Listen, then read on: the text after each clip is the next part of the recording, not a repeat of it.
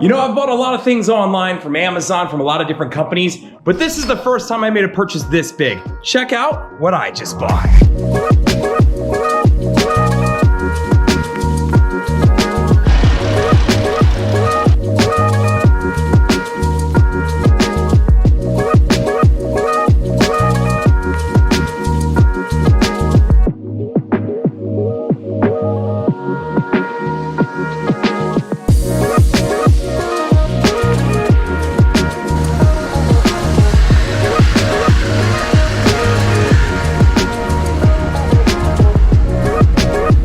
As you've seen, I in fact bought a Jeep Gladiator online. Now, there is a lot of sites out there that you can start doing this from, and people are starting to get a little bit more comfortable with the idea of it.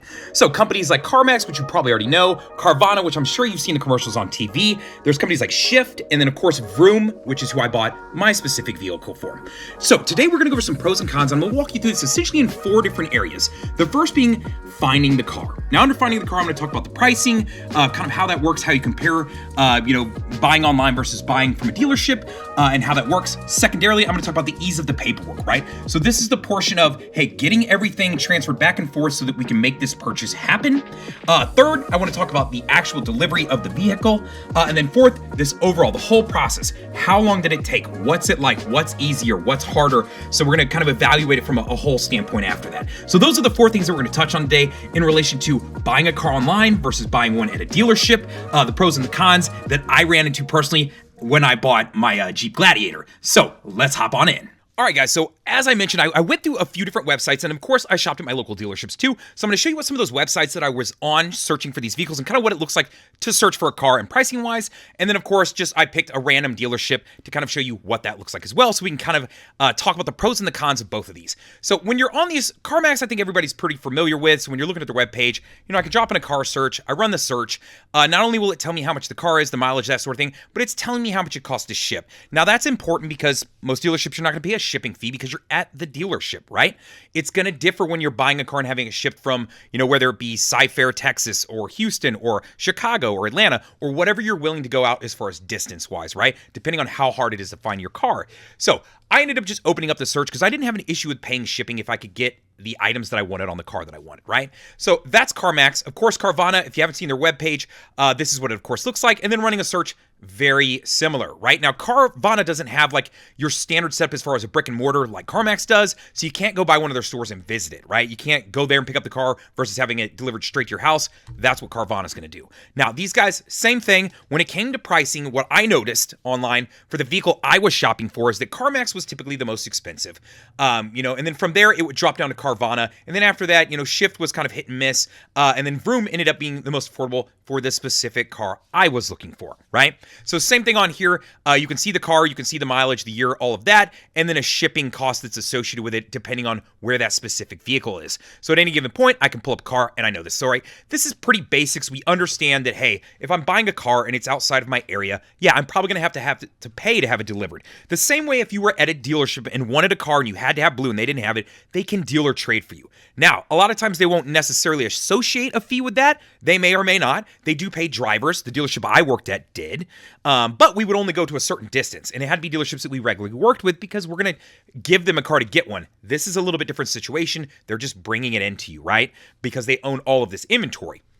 So you're probably not as familiar with Shift, but same idea, guys, here. I mean, you're going to notice a lot of the same things. So it's just as simple as coming in and running a search, right, and finding a vehicle. So not hard, right? You can easily understand how this works. I didn't use Shift as much just because I wasn't super familiar with them. I didn't know their name that well, but I went ahead and searched it anyway just because I was trying to make sure that I was doing my due diligence, right? So that's what this looks like. Their page dropped off anyway, so we'll leave that one alone. Now, lastly, I used Vroom, right? So same thing. You want to run a search, hit it, Jeep Gladiator. You run your search, it pulls up your cars, tells you what the inventory is like, and then, of course, how many miles are on it. And if you click into a specific vehicle, it'll then let you know the cost of the vehicle, and then depending on where it's being delivered, it'll show you that delivery charge if there is one, right? So just something to be aware of, right? So this is who I used, right? So for the sake of that, I used these guys to purchase my car. Now, coming back over to this, if you were buying from a dealership, right? Of course, you'd see your inventory online. So you're going to have a limited inventory when you're shopping with a dealership specific to typically what they have. They may do some dealer trading, but right now in this market, this is where I ran into issues, and this is why I ended up going online. When I'm comparing these two online, they have a bigger inventory selection. Now, with new cars at dealerships being so sparse because there's this chip shortage and pre-owned inventory being such in high demand, nobody wanted to negotiate on prices. So where typically I would be able to negotiate, a few $1,000s off the price of a car, much like at this dealership, I wasn't able to really do that. I was finding that I could only get a couple $100 off. And if that's the sake, and I'm going to have to kind of, go through that fight, why not just buy it from one of these online sites knowing this is the price, this is what it is. It's very simple, right? A lot of people, that is the most unenjoyable part of the purchase. So for the sake of this, it made things very easy because now it's just all apples to apples. Because just like this site, you may see an MSRP here, which in my heart, working a dealership, I just could not bring myself to pay an MSRP, especially on a car that I don't consider a specialized car, right? It's not a one-of-a-kind car. It's not super hard to get. It's just, a regular car that's out there. Now, you will run into these gimmicks that I find at dealerships that you won't find when you're shopping at these other sites. Things like, hey, we're taking $2,000 off the price of a car, but when you get there, and everybody's heard these horror stories, I have a friend, it had all these extra items on it, and they're charging me for those items. Well, I was running into that. Now, working at a dealership, I knew to ask ahead of time about these issues. The plus to buying online is that there aren't those issues, right? The price is the price. It's on there. The delivery fee is there. And then it's just your taxes and fees based off of your state where you live. So for the sake of that, I really like that it's all out there for you. It's very transparent. Whereas when you're buying in the dealership world, there's all these gimmicks and games to try to get people in the door because they know if they can get them in the door, the chances of selling them go up dramatically. But that's the part that not a lot of people like. And for me, I was without a car because my car was totaled. So if I'm going to go in, I have to do most of this online. I need to invest most of my time here so that when I'm picking up the car, I have no problem. Just be out front with me on the price. And that's coming from someone who worked at the dealership world. So I know a lot of these games, and I've even had to, use some of them before. So I'm both the bad guy and the good guy here. So when it came to finding the vehicle, I found there was a bigger selection and the pricing transparency was just better online. So that's why I liked looking at CarMax, Carvana, Shift, and Vroom, right? So it just made everything better when it came to that. So that's why I lean towards them in this, and I would give them the checkbox of, if you're going to buy a car online, be very aware of this. So for the sake of this, let me see if it'll let me log in here real quick. I don't even know if my login is still good since I've now purchased the car from them, but we'll see if it is. Assuming it is, I'll show you a little bit to kind of what that looks like, right? When you pull into here, you're going to see your hub, and this is where find your vehicle, you've done it, and then the next step, which is what we're going to talk about, is documentation. We need to talk about, hey, when it comes to my documents, what is this going to look like, right? So that I can understand how easy or hard is it compared to a dealership where you have a salesperson who's kind of doing this for you versus, kind of doing some of this on your own because you would prefer to just purchase this car online and you handle that portion of the purchase. So let's jump in to portion 2, which is going to be paperwork. All right, guys, so for part 2 of this, we're going to talk about paperwork. And I figured I would do it fittingly in the car that I did the paperwork on, right? So paperwork-wise, this can be easy or it can be hard depending on how much you know about the process. So I decided to purchase my car using my own financing. I bought a few different cars using my local credit union, so I know that I'll get a good rate. I was already pre-approved with them. It just made things very easy for me. However, a lot of these companies, including Vroom, who I went through, offers financing, right? So depending on what you want to do, it doesn't matter. They don't care. So unlike a dealership, you're not going to find that extra pressure to buy the car and use their financing or one of their lenders, even if it's your lender, right? So in that instance, I like that it's a low pressure environment in the sense of they don't care. They'll let you pretty much do whatever you want. Now, the lack of caring, I'll come back to here in just a second because that does play a role. So for the sake of this, I'm buying the car with my own financing. So what does that mean? It means I have to get a purchase order from the dealership saying, this is the car, these are the details, this is the pricing breakdown. I provide that to my bank. Once my bank has that, they will then provide what's called drafting instructions, which they will either give to you or give straight back to who you're buying it from. And that essentially says, all right, here's the paperwork, here's the loan is good to go. You can go ahead and give them the asset. We're now taking over ownership and taking on that, right? So that's the basics to how that works if you're not familiar with it. So I went ahead, got the purchase order from Vroom, which is very easy to do. You say that you want to buy the car, you agree to everything, $49 deposit, which was refundable if I changed my mind at any point up until the car arrived at my doorstep. If it arrives at your doorstep, then I was looking at the difference of a $699 restocking fee. Yeah, okay. I'm buying a lot, you're spending a lot of money here. I kind of think that, but I understand that there's a cost associated with getting a car to you. So that is what the process looked like coming from that end.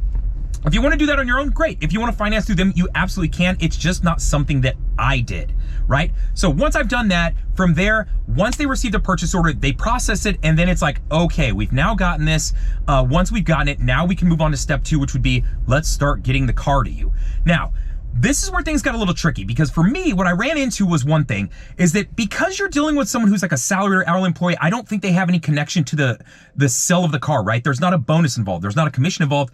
You run into this issue that they're not as invested, right? When you have a salesperson at a dealership, I like that they're heavily invested because they know if they don't get this deal done, they don't get paid. If you back out at the last second, if you cancel, if you decide to buy something else, they've done all that work for essentially no reason, right? They didn't make the money off it. So they're highly invested in getting the process done extremely quick. What I ran into was that, my salesperson, they tried to help out and they tried to put the lender's information on the document ahead of time, but they put the wrong information. So I had to go through this process of doing this process twice to get the correct info, to get it to my bank, to get my bank to give it back to them. Now, all of this took place on a Friday, and it started to head into the afternoon, and it started being a little bit harder to get in touch with my salesperson.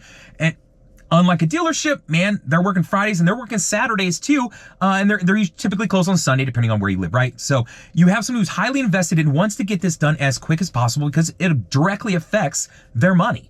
Now, what I ran into in Vroom is, and I don't know this 100% sure, but I have a good feeling that that isn't the case with them, because I was having a hard time getting in contact with them, and then when they finally got the information, I had to get it to them on a Friday afternoon and then check back on Saturday. When you call in, it's a different group. This is where things get a little tricky. You're not talking to your salesperson, you're talking to kind of a third-party answering service that kind of takes over. So now you have multiple people involved trying to get something figured out. So I didn't like that portion of the process. I like that if you have somebody with a vested interest in getting your car deal done, it gets done a lot quicker, right? So in that instance, the paperwork, while it was very easy to do it online, I did run into the issue from a customer service standpoint, which is where we're headed for point 3 of, I want someone who's invested in the car deal getting done as quick as possible, right? If you've ever talked to anybody who works at a dealership, you could say time kills deals, and they will know exactly what that means, because it means the more time it takes to do paperwork, the more time it takes to get the car ready and to get delivered and go through all the financing portion, the less likely they are to actually buy the car and take it home. They're willing to get up and walk away, because what are they doing in that entire time? They're shopping on their phone, they're getting calls from other dealerships, all these different things that play a role. So in this instance, you want to get this done as quick as possible. And knowing that, a company like Vroom and perhaps Carvana and some of these others might not have staff that works on a Saturday or different staff can really play a role, because if I'm going to make this purchase and I want to pull the trigger, then let's go, right? And on that same instance, from the sales side, I want them to feel the same way. So in the paperwork process, I could get part of this because it was very easy to do with the guys at Vroom. However, the vested interest part of having my salesperson is going to lean more towards that dealership side. So let's jump into part 3 and talk about customer service, working through this process of finding the car, buying the car, getting the stuff done, getting the paperwork, and then setting up the delivery. So let's hop into part 3. All right, guys, so part 3 to this is going to be customer related, right? So customer service. So from the given points of helping you get through the paperwork portion to, obviously moving up to setting up the delivery and then helping you through the delivery. So it's really that whole process that you work through, because that's essentially the 3 parts here. I got to find the car, I got to put down my deposit on it to get it, and then I've got to get the paperwork done with the bank and them, and then I got to do the delivery, right? That's all 3 steps to this in the whole process. So from a customer service standpoint, you kind of already know where I'm headed with this, I think, a little bit in the sense of, I like someone who's invested in this, right? They need this deal done. It makes them money, and it gets me a car quicker, because then the two of us would benefit from each other. Now, I felt like, and mind you, I'm not 100% sure on this, but let's be honest, that's kind of the way that they've set these up, whether it be CarMax, whether it be Vroom, whether it be Shift, whether it be Carvana, is that you have someone who's helping you, but the whole idea, especially CarMax, right? And some of these guys promote is that you don't have to deal with dealerships. You don't have to deal with the problems that they have, right? How does anyone find a car on this site without someone like us checking in? She's a beauty. Oh, golly.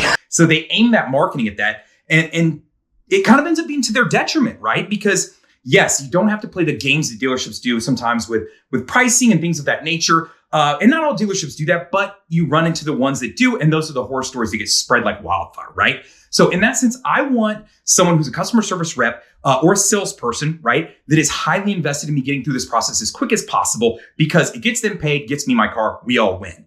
So from that standpoint, I would give this to the dealership world and say, hey, check mark for those guys because you do have salespeople. And mind you, it needs to be a good salesperson, right? Everybody has bad salespeople and that's a whole different conversation. But if I have a question about my paperwork, I can call them and they're going to pick up the phone, right? If it's Saturday, they're still picking up the phone. If they're off duty, they're picking up the phone because that's how they make their living. They've got to make a name for themselves. So when it comes to that paperwork portion, I want somebody who's going to do that. And I feel like in the dealership world, you're getting a little bit more of that. Now, when it comes to, the paperwork portion, I didn't run into too many issues other than a simple breakdown of an address. And let's be honest, when I worked at a dealership, that happens, right? Because there's a million different addresses that can be attached to the lender, not only of where paperwork goes, mail goes, different things. So no big deal there, not an issue. Now, where this started to really get kind of hairy was in the delivery. Now, if you're not familiar with delivery services, like these when you're buying a car. And I didn't read this, right? So I am guilty of not doing a little bit of my homework, is that Vroom said that on their website that you have 14 days to receive the car inside of that window, unless there's some sort of additional circumstance, right? I can get behind that. I didn't look it up, but in my expectation, I thought that, hey, when you buy the car, much like a dealership would, they would send somebody to either drop a car off or they put it on a flatbed and they drive it down. It's a single driver that you're paying to do this. Not the case. What was explained to me is that this car gets put onto a freight that gets driven to this part of this, this little run and then gets pulled off and then another truck picks it up. And so it takes these multiple journeys. Now, what I ran into that was a big issue with that is the customer service standpoint of I can't get anyone to tell me anything about the delivery of where my car is at because they don't know, right? My salesperson would say, well, that's not really my department. That lives in the delivery department's aspect because these are two separate entities. Now, because it seems like they may be outsourcing this to move these cars, it's not them doing it specifically. They don't have a lot of info to provide you. That's a problem, right? For any of us who've ever, ordered a pizza, bought anything on Amazon, done something through USPS, you get constant updates. I can buy a $10 pizza and be told what part of the process it's in. I can look at my app and it'll tell me and walk me through this. And then it'll tell me when it's on the way and it'll show me on the map, right? And that's a $10 pizza. Now we're talking about $20, $30, $40, $50,000 vehicles and you can't really get an update. So I felt like they really dropped the ball there. From a customer service standpoint, I felt like I was blind. And this is a big purchase. This isn't a $10 pizza. This is, thousands of dollars. So the customer service standpoint lacked on that side of things. If I'd been in the dealership world and I was doing like a dealer trade, would I have any more information? A little bit, maybe. They might be able to tell you they left today to go pick up the car. They got it and they're bringing it back today or tomorrow. So at least you'd have some sort of window. But what I found is that the delivery portion of this process really, it sucked, right? Like I ended up waiting outside of the 14 days. And then when I spoke with somebody on the phone, they said, well, it could be 14 to 21 days. Ultimately, my car took 30 days. Now, for anyone who doesn't work from home, like I do, that's an incredible inconvenience. That's a problem, right? And even for me, I had to, order food and order Ubers and do all these different things to account for that. Now I'm spending money instead of using the car that I just took out a loan on to go get those things. So from that standpoint, be aware of that. If you're in this process, the delivery portion of it can take some time. Now, I was coming from a car that got totaled, and that's what I was replacing. Now, if you're trading in a car, maybe you have a car in the in-between time, but know that this process ended up taking, at the very least, somewhere inside that 14-day period, plus, the couple days to get all the paperwork done and all that. So it's not like going to a dealership and as much as we all hate it, spending all day of a Saturday there trying to get a car deal done. This extends out past that. So from the customer standpoint, customer service and overall, it's not great, right? It could be better. I know that it could be better. You know what I mean? I want to be able to track that car. I would love to get those updates like I would on my pizza that I bought from Domino's that says, oh, it's in this leg now. It's in this leg. Because then I don't have to call you. And if you don't answer, I don't get upset. And then I feel like I'm getting bad customer service. It's like, well, you collected my money and now you guys are going, good luck, buddy. Right? So you don't run into that as much because you're getting updates when you need them or want them, right? So from a customer standpoint, you need to be aware of that. And that's where I felt like things kind of took a dive when it came to purchasing this car online. That's kind of that portion. Now, I will say that when I finally got to that last portion, the guy who delivered my car, super nice guy, very helpful. That customer standpoint, fantastic. It was a great experience. However, there are a lot of things that he didn't do that you would probably get done at a dealership. Things like, hey, will you help me pair my phone up? Hey, will you walk me through the car? Will you show and explain features, benefits? Can you tell me what this has, what it does, how it works? You didn't get a lot of that, which some people may say, hey, I was at the dealership and I didn't get any of that. And I ran into that when I worked in that world of, man, their brain's fried. They've been doing this all day long. They just want to go home in their new car. And I talked to the guy and let him know that I had previously worked at a dealership. So he might have eased off some of that knowing that This guy probably already knows most of this. He probably doesn't need a lot of hands-on, but it's always still good to offer, right? So from a customer service standpoint, I would say that this is where things took a real dive, and I would give this a big negative as far as buying a car online again. It would really make me question the idea of, do I want to do it? And how much willing am I to go, sit down at a dealership, play the games, kind of go through some of the stuff you might say to yourself, I really don't want to do that, right? So that's part 3. So part 4 is going to be talking about this overall process that we just kind of went through of finding the car, doing the paperwork, setting up the delivery, and then actually receiving the vehicle. So next up, we're going to go over all of this process and talk about the pluses, the minuses, and lastly, would I buy a car online again? All right, so to answer the question, would I do this process again? As of right now, the answer is yes, I would. Surprisingly enough, as long as it took, and as the customer service kind of took dips, I would buy a car again online. It was worth it to get these keys, and I did get at actually a good price. So I don't have any complaints about the price.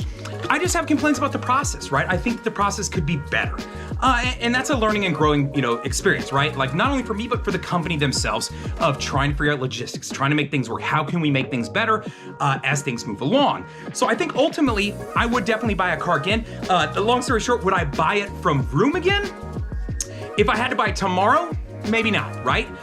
If this was, 6 months from now, a year from now, and I knew that they had made some changes in their process and kind of affected a few things, absolutely. Would I give it another shot? I definitely would. Knowing that I've had other friends buy from Carvana, buy from CarMax, these different companies, and I know that it works. It's just a matter of understanding the process, understanding how long it's going to take, things of that, setting up the right expectations, right? Under promise and over deliver. Everybody knows the old saying. If you can fit into those processes and make everything work in a timeline that works for most people, I think absolutely you should buy a car online. You should just know kind of the points that I talked about of, hey, what are my benefits to finding the car up front, which would be, hey man, I have access to a whole lot more inventory. And when it comes to pricing, I already know what the price is going to be. I know that there's going to be a delivery. I know if there's going to be a delivery charge, which ultimately I will tell you, in relation to my delivery charge and my delivery taking so long, they did refund it back to me. So be aware of that. They did try to right themselves in the sense of, hey, we understand that this took a lot longer than expected. But I like the transparency on the side of online buying that's provided to you. Hey, here's the car, here's the price, here's all the details. Knowing that there are warranties out there, right? Whether it's 250 miles and 7 days, or it's 10 days and this and that. All these guys are gonna have some different options. So be aware of that. It is something you have available to you. So if the idea of purchasing a car without actually seeing and touching it until it arrives scares you, know that you can do it and you do have the ability to return that car if you do run into some issues. However, you may run into something like a restocking fee, which, at that point, if it's gonna cost you $700, or $699 plus another $50 that you had, yeah, are they really trying to push you to not return it? Yes, they absolutely are, but I also understand there's a cost associated with them getting the car all the way to you. But those are just the pluses and the minuses. You have to decide if you're comfortable with that or not. I very much am. I bought a lot of things online. I understand how it works, and I'm okay with it, right? Like I understand that, hey, so long as the mechanics work and I've seen the scratches and the markings that you've shown me, and all of these guys will tell you that, hey, if it's over this amount of length, we showed. If it's under that, we probably won't. Because if it's a nick from a rock, hey, if you're buying a car that's not brand new, let's be honest, it's gonna have the occasional nick or scratch. You just have to be okay with that. If you're not, well, then I highly suggest you buy a car at a dealership. Overall process, the delivery was tough. The paperwork, very easy. I loved that portion of it. The finding the car, I loved having more access to more inventory online. I love that, the pricing is right there and in front of you. You don't have to, call a dealership or hit somebody up and you see those discounts that they offer. And then you find out that after the fact, they're like, oh, well, that's our price and it's $2,000 off. But turns out we add $1,999 worth of things like, I don't know, wheel locks, window tint, and paint protections. You will commonly run into that at a lot of dealerships out there that immediately offer you a discount. They're getting all that money back and really just discounting the car $1. Or you could view it as, hey, you're gonna pay MSRP, but we are gonna throw in X, Y, and Z. I would rather somebody just be upfront with me and tell me what's on the car and I can decide if I wanna pay for it or not, right? I think those are the games that people feel like they don't like playing, and that's why online buying becomes very enticing. Time is money, and everybody has to evaluate what their time is worth. And for the sake of it, I was much more enticed with the idea of, one, going through this process so I could share it with you, but two, knowing, man, just tell me how much it costs. I just wanna know the overall cost so I can buy the car or not. So in that instance, I really like the online purchase process. So overall, I would absolutely buy a car online again. Hopefully this helps you out. If you have questions, comments, concerns, please do feel free to reach out to me. I always include this, but please do leave a comment. You know, if there's something you want to add, if you've bought a car and you want to share something, put it in the comments. Drop something there. If you're curious about a portion of this process that I went through and you feel like I missed something, ask. I'd be more than happy to chime in, and I'm sure there's other people watching this would be able to chime in if they bought a car from Carvana or somebody else online. And be aware that as things move forward, I've noticed that a lot of OEMs and dealerships are actually offering to sell cars online, so they're trying to shift their move to that process as well. So I think over the next couple years, you're going to start to see this be widely available everywhere, whether it be through a dealership or, you know, through a company that strictly sells this in this process or in this way, right? Outside of that, leave a comment. I hope that you'll like the video. Hit it like. If you don't like it, leave a comment and tell me why. And then, of course, I hope you'll subscribe to the channel. As I'm talking about this, this video is actually going to land on my other channel, which is brand new. I hope you'll come over and check it out. It's called Fuller Life. I'll put the link and the link to the channel at the end of this video. And that's where I'm going to go over things that I've done to this specific car. So if you're a fan of the Jeep Gladiator, you like maybe the Wrangler, a lot of this stuff is interchangeable. I'm going to do a lot of installs, a lot of reviews, and then just, let's be honest, some videos on general jackassery of things that I'm gonna run around and do for fun. So while I do share a lot of reviews on cars on this channel, I am gonna, of course, share it across the way too. And if you're already on that channel watching this, well then no, vice versa, you can come over here and check out Honda reviews as well. So know that this is kind of dual purpose video. Other than that, I appreciate you watching the video. I hope you like, I hope you leave a comment, I hope you subscribe to the channel. And other than that, later guys!